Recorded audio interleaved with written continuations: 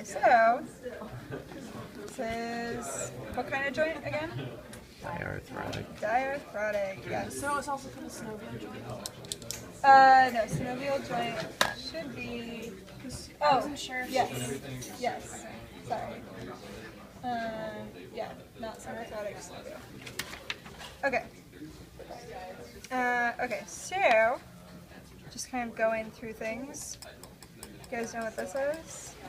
Compact bone. Compact bone, and then Spongy bone. yeah, spongy bone's gonna be right in here. So right in here.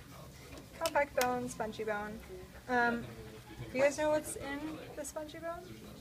Red bone marrow. Red bone marrow. What's going on in there? Creating blood cells, right? Yeah. Is it hematopoiesis? No. Hemopoiesis, I think. I'm pretty sure that's what it is. But it's, yeah, the creation of red blood cells and the blood parts. Okay, and then this. This is pretty silent. Let me hit it. What is it? Adipose tissue. Yeah, which makes up what? Medullary cavity. And then what kind of marrow? Oh, yellow. Yellow, exactly. So it is yellow bone marrow. It's made up of adipose tissue, and primarily adipose tissue. Plus, there's also going to be like blood and veins and stuff going through there.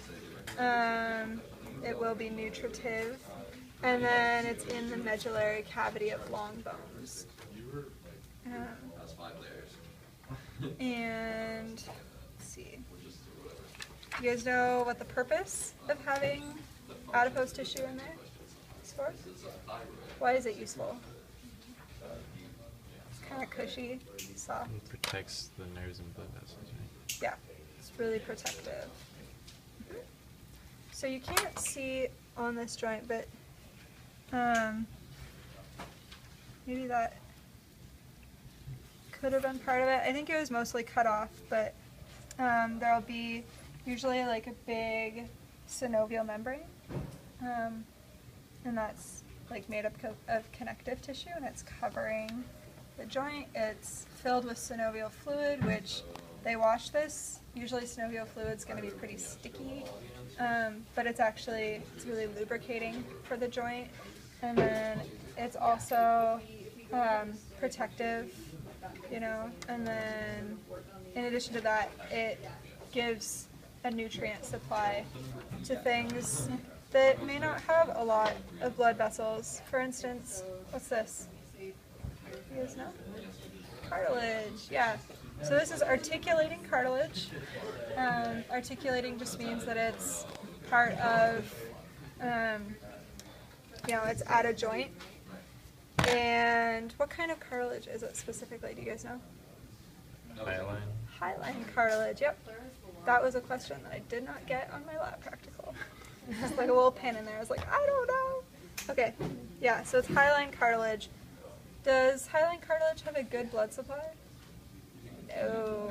As you can tell by how white it is, it's a little misleading because everything on here is pretty white. That's just because the blood has been drained from the animal. But this is avascular, so the synovial fluid is going to supply some nutrients to keep this tissue alive. Will you turn the page for me? I'm not sure. You can look at it. There you go. Okay, thanks. Okay, so through compact and spongy bone.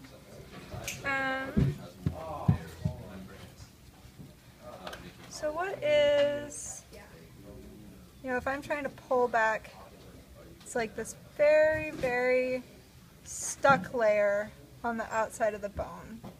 And it's pretty fibrous. What is that? Periosteum. Periosteum. Yep. So you can kind of pull it a little bit, and then when you get a good close look, you see that there really is a lot of fibrous tissue, a lot of collagen in there, just holding tight onto the outside of the bone. What important bone cells live in the periosteum? Osteoblasts. Osteoblasts. Yep. So really good for building bone tissue. And then, let's see, I'll show. Right here we have the endosteum. It lines the medullary cavity. What's going to be found in there? What specific cell? Osteoclasts. So the osteoclasts are going to break down the cell, and the osteoblasts are going to grow it out. And then, let's see what else. So also within the fibrous capsule, you've got a lot of other stuff going on. Like this is a big fat pad. It's doing some important things here. First of all, it's taking up space. So it's going to help limit how much your joints can actually move. And then it's also cushioning.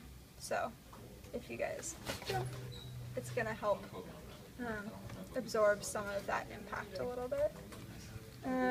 You're also going to find fibrous connections going on. If you guys think about, like, if you injure your knee and they put an ace bandage on, they're going to do it in kind of a figure 8 style. This is what this is doing. There will be more of these. They've been cut off, but they're also going to be attaching the bones to each other to help support and make sure the bones aren't going directions that they shouldn't be going.